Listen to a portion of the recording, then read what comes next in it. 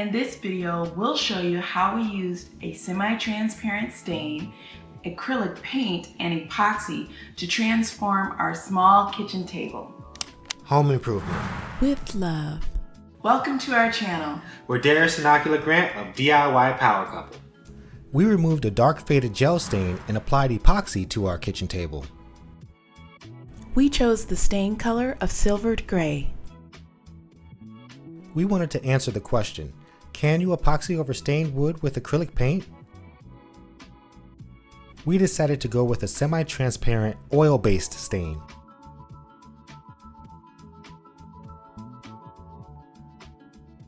We applied the stain using our foam brushes.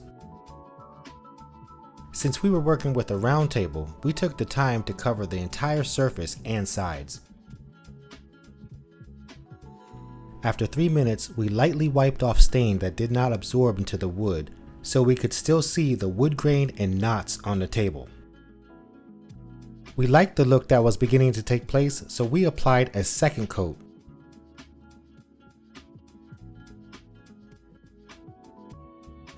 The table began to have the base color we envisioned for this project. We were gaining confidence in what we were doing with the stain, so we applied a light, even coat around the table before it dried. It takes about 15 minutes for the stain to completely dry, but we let it dry overnight.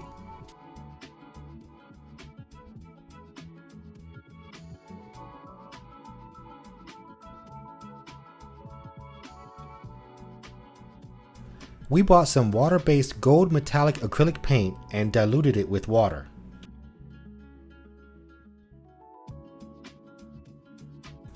Gold brought out the yellow in the wood, so we stopped and decided to go with our favorite two colors, metallic gray and white flash.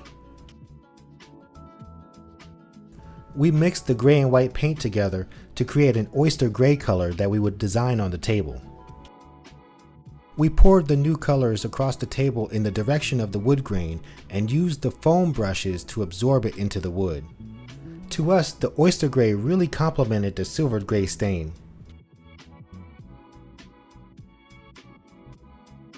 In a well-ventilated area, we used 70% isopropyl alcohol to make sure our surface was free of dust and other particles. This is a key step in the bonding process between the stain, acrylic paint, and epoxy. We used a leveler, turning it in 90-degree angles to make sure that our table was as level as it could be. We also used pieces of cardboard underneath to prop up the table legs and painter's tape to catch excess epoxy that would run off the table.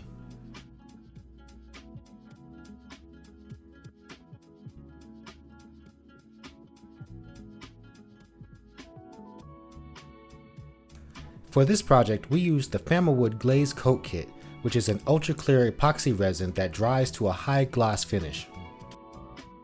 The kit came with 2 bottles that we mixed together.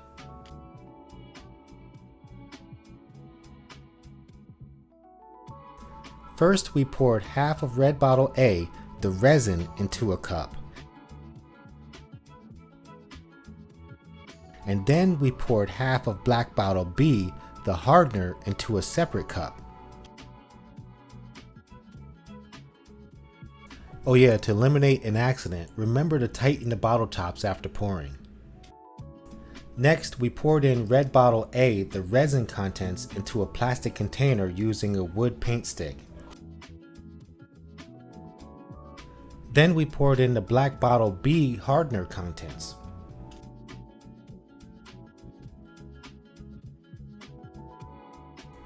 We slowed down the video to show you how we slowly stirred the contents together for 6 minutes. It's important to know that stirring fast produces bubbles and creates a chemical heat reaction, which is not good for the epoxy.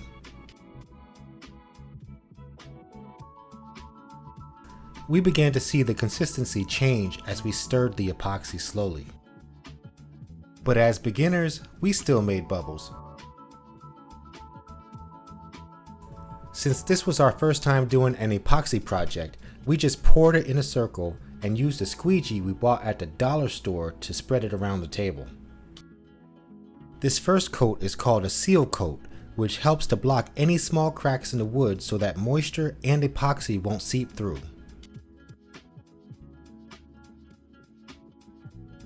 The epoxy easily moves across the table.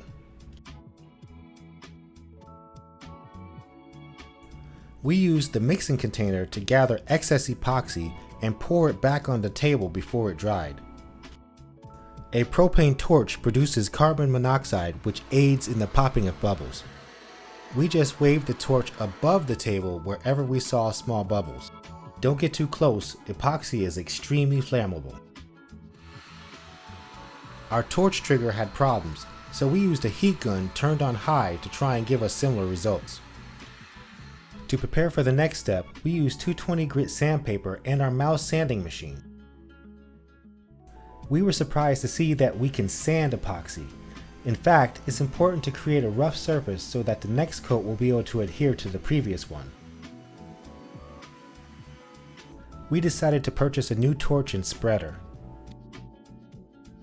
The second seal coat was poured the next morning. We wanted to make sure there were no areas where the moisture could seep through, but most of all, that our seal coat was level on the table.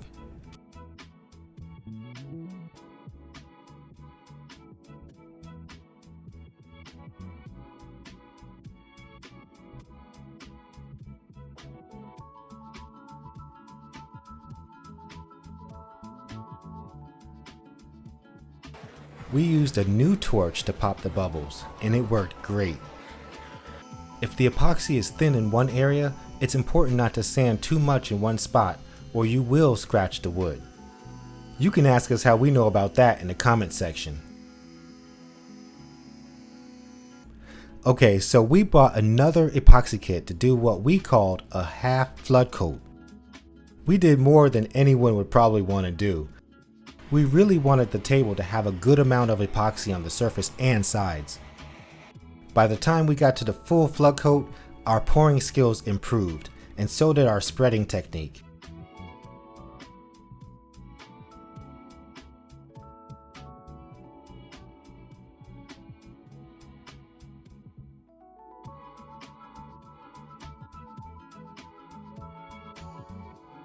We did this project on a very hot day, and we had to make sure beads of sweat did not continue to get on the table because water and epoxy do not mix. It seemed like the epoxy was getting easier and easier to handle.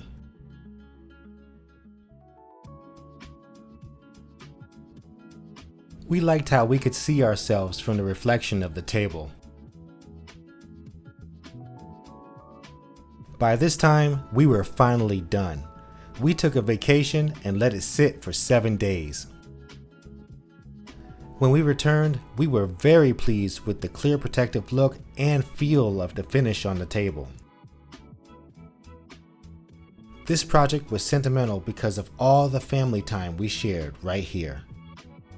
The most important part of doing this type of project is letting things dry and cure before going to the next step.